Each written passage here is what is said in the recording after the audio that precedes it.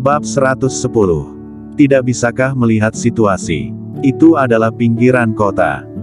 Tetapi, tetap saja ada sebagian warga tinggal di sana, tepatnya para petani setempat. Hari ini adalah pertengahan musim gugur, semua keluarga berkumpul dalam rumah. Pagi harinya, ada puluhan ribu orang berkumpul di sana. Dan orang-orang itu juga memegang berbagai jenis senjata di tangan. Hal ini mengejutkan warga sekitar, orang-orang itu berbondong-bondong sembunyi dalam rumah, tidak berani pergi kemana-mana, bahkan ada sebagian orang yang ketakutan hingga melarikan diri lebih awal. Dua sisi jalan dipenuhi pria berkaos hitam, bersenjata lengkap dan berekspresi menyeramkan. Kingston Jiang dan Bloody melangkah maju. Orang-orang itu sudah menerima perintah untuk tidak bertindak terlebih dahulu. Dengan sangat cepat, Kingston Jiang pun muncul di pemakaman keluarga Jiang. Di sekeliling pemakaman itu penuh dengan orang, dan di atas sebuah bukit yang jauh telah disiapkan beberapa lubang, dengan dilengkapi peti mati, dan beberapa buah karangan bunga. Di luar pemakaman keluarga Jiang, di sebuah lahan kosong, berkumpullah 4 kepala keluarga besar. Keluarga Xiao, Melvin Xiao. Keluarga Wang, Nelson Wang. Keluarga Zhou, Liam Zhou. Keluarga Zhao, Simon Zhao. Serta Pangeran Duan, Demian Jiu dan beberapa bos besar dalam dunia bela diri. Para bos itu masing-masing membawa anak buah untuk memberi bantuan kapanpun dibutuhkan. Jika dijumlahkan, semuanya lebih dari 10.000 orang. Di tanah sekitar juga terbaring seorang kakek berusia 70 tahun, serta seorang anak perempuan berusia 20 tahun. Tangan dan kaki kakek itu diikat dengan tali, bagai seekor anjing mati yang terbuang. Begitu pula dengan anak perempuan di samping, dua tangannya diikat di balik punggung, rambut panjang terurai bebas, pakaian putih yang dikenakan sudah dinodai lumpur, terlihat sangat memprihatinkan. Kingston Jiang dan Beldoi datang di tengah begitu banyak tatapan mata. Nelson Wang tertawa lebih dulu, haha, sungguh berani datang. Liam Zhou menunjuk puluhan ribu orang di sekeliling sembari berkata, "Hei anak sial keluarga Jiang, tidakkah kamu melihat kondisi di sekitar, apakah kamu datang untuk cari mati?" Simon Zhao dan keluarga Zhao pun melangkah maju, berkata dengan suara nyaring, 10 tahun yang lalu aku datang ke villa keluarga Jiang, akulah yang menyandera anggota keluarga Jiang, aku juga yang menyalakan api, tak disangka, setelah kami pergi, Klutang malah menyadari api yang berkobar dan segera menyelamatkan seorang anak sial, tetapi apa yang bisa dibanggakan? Tidak peduli seberapa kuat dirimu, hari ini kamu akan mati.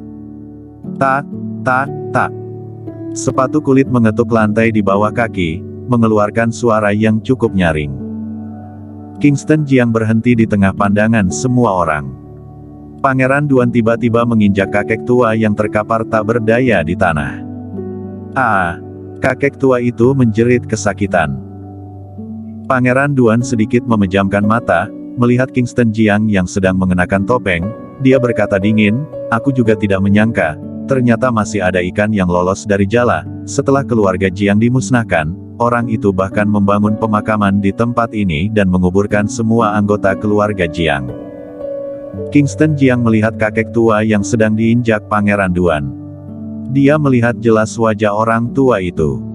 Pengurus Qin. Badannya bergetar.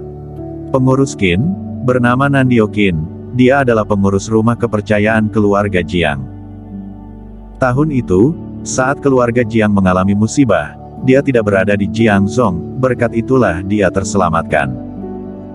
Dalam laporan Bloody, Nandio Qin sudah meninggalkan Jiangzhong sejak bertahun-tahun lamanya.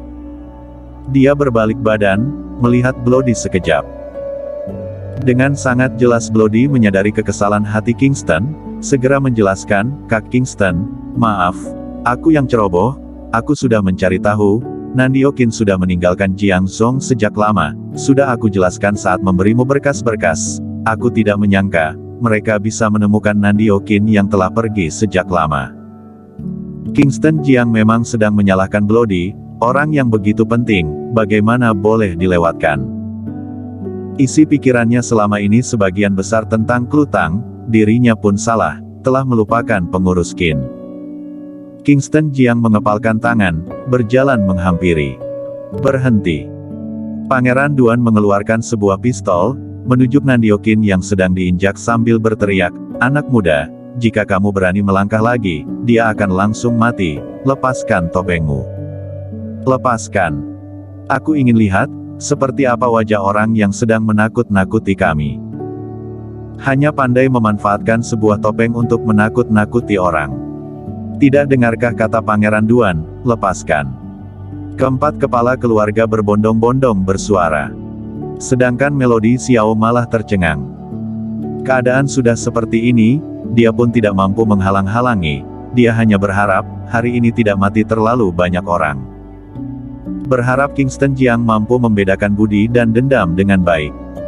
Di tengah tatapan banyak orang, Kingston melepaskan topeng hantu secara perlahan. Melihat situasi itu, Bloody pun melepaskan topeng yang dia gunakan. Wajah asli Kingston Jiang tampil di hadapan semua mata. Ini Kingston Jiang. Kingston Jiang menantu keluarga Tang. Benar juga, Klu Tang dari keluarga Tang telah menyelamatkannya, wajar sekali jika dia menjadi menantu mereka. Haha, aku kira seorang tokoh besar, tak disangka dia adalah menantu numpang di rumah keluarga Tang, sampah masyarakat yang selalu menjadi bahan pembicaraan di seisi Jiangzhong. Melihat wujud asli Kingston Jiang, awalnya semua orang tercengang, setelah itu pun tertawa tiada henti. Peran Duan memberikan sebuah tatapan isyarat. Beberapa anak buah di samping menerima isyarat itu, segera berjalan menghampiri, menodongkan pistol ke kepala Kingston dan Bloody. Dari awal hingga akhir, Kingston selalu mempertahankan sikap tenang. Haha. Kingston Jiang, katanya ingin mengakhiri dendam, bagaimana cara kamu mengakhirinya? Hari ini, kamu akan diantarkan untuk berkumpul bersama semua anggota keluarga Jiang. Keempat kepala keluarga tertawa terbahak-bahak. Belakangan ini mereka selalu merasa cemas dan takut. Karena pria bertopeng hantu telah membunuh Braxton Xiao, membuat mereka mengira pria bertopeng itu memiliki kemampuan yang begitu besar. Tak disangka hanya seorang menantu numpang di keluarga Tang, benar-benar memalukan. Kingston Jiang yang ditodong pistol malah tidak takut sedikit pun, dia melihat orang-orang di sekeliling, lalu berkata dengan ekspresi suram, 10 tahun yang lalu, kalian berkumpul di rumah keluarga Jiang, menyandera keluargaku, mendesak kakek menyerahkan peta tempat tinggal Hua Yuesan, setelah mendapatkan peta itu, kalian langsung membakar kediaman keluarga Jiang. 38 anggota keluarga Jiang dibakar hidup-hidup. Kingston Jiang menatap orang-orang itu. Semua orang yang terlihat olehnya, pasti gemetaran. Seseram apakah tatapan mata dia? Sepasang mata itu, benar-benar menakutkan, membuat orang-orang seperti dipantau oleh binatang buas. Bahkan Pangeran Duan dan Demian Jiu pun ketakutan oleh tatapan Kingston Jiang. Teringat puluhan ribu orang di sana, dan kepala Kingston Jiang sedang ditodong pistol, barulah mereka merasa lebih tenang. Benar, memangnya kenapa? Keempat kepala keluarga melihat Kingston Jiang dengan senyuman licik. Kingston Jiang berkata dingin, aku bisa membedakan budi dan dendam dengan benar, sekarang berlutut dan akui kesalahan, aku tidak akan melibatkan orang-orang yang tidak terlibat. Haha. Keempat kepala keluarga bagai mendengar lelucon terbesar di dunia. Bahkan para anak buah di sekitar pun tertawa tiada henti. Kingston Jiang, tidak bisakah kamu melihat situasi di sini? Tidak tahukah seperti apa keadaanmu?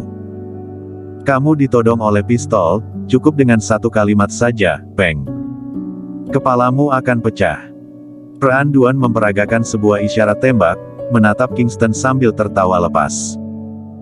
Kingston Jiang melangkahkan kaki, ke arah Nandiokin yang sedang diinjak. Berhenti. Teriak Peran Duan.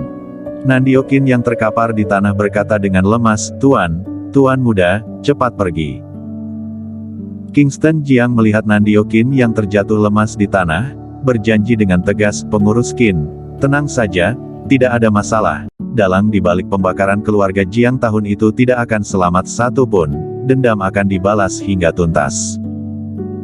Tuan muda, cepat pergi, cepat tinggalkan Jiangzhong, jangan pernah kembali untuk selamanya, Kamu tidak tahu seberapa kuat musuh kita, selamanya kamu tidak akan mengerti, orang seperti apa yang sedang menentang keluarga Jiang.